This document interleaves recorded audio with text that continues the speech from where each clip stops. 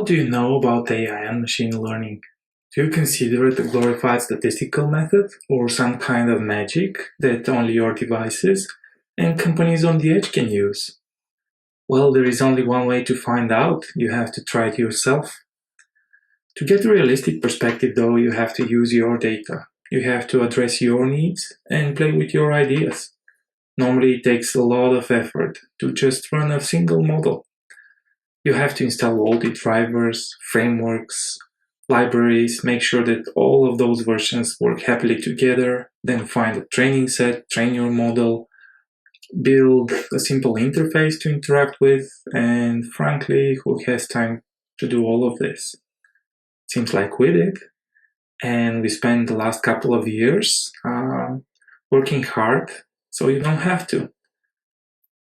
Now I'm happy to announce HyperAspect Cognitive Cloud. It is a low-code environment in which you can take those first steps and use AI models with ease. All you have to do is pick a model, draw the data flow diagram, then create all within the system with some widgets, a simple interface, and there you have it. You can interact with the model. Let's say you have tried a few things and you have found something that actually can solve a problem for you. It's very easy to scale this solution to a production level. Maybe you have to fine-tune your model first with a custom training set. Perhaps you might use REST APIs and webhooks to get data in and out of the cloud, and use the cloud nature itself to scale up the resources needed to meet your computational demands.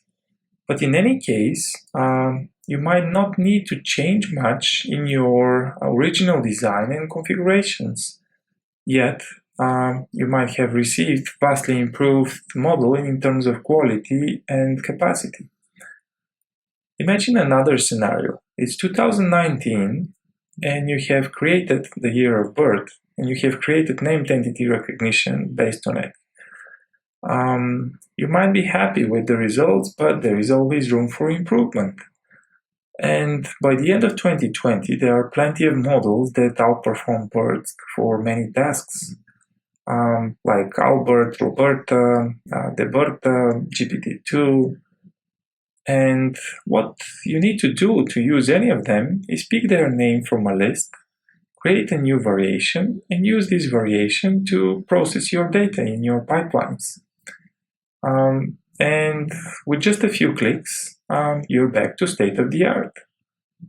If this model is still not supported, you can count on us. We are a young and attentive company, and we love to hear from you. We will try to rearrange our release schedule based on the customer voice. We'll do the same for third-party integrations and implementations of new frameworks and so on. Our cloud platform has one rare advantage. It can seamlessly integrate the output of AI models with deterministic rule-based systems. Let me give you an example why this might be useful. We had a client with a single mailbox that needed to be forwarded to different employees in different departments based on the email content. We built named entity recognition model to identify people's names and organizations, topic matching to understand the general subject of the email, sentiment analysis to understand the mood and the urgency of the email. After that, we use all of these outputs into specialized regular expressions and logical conditions to identify the right recipient. This model was very successful and combined the two approaches where their strengths were. Finally, I would like to say a few words about me. I'm Hristo Aladzhov, Head of AI at HyperAspect. I have always been fascinated by modeling, starting from physical phenomena through biological systems and pure mathematical abstractions. I pursued my passions initially in academia, where I defended my PhD thesis in artificial intelligence. After that, I joined governmental and intergovernmental organizations, been in consulting, startups, nonprofits.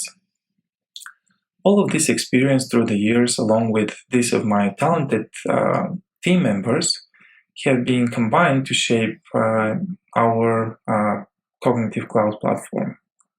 You can give it a try by using the link below this video. Happy load coding! Thank you.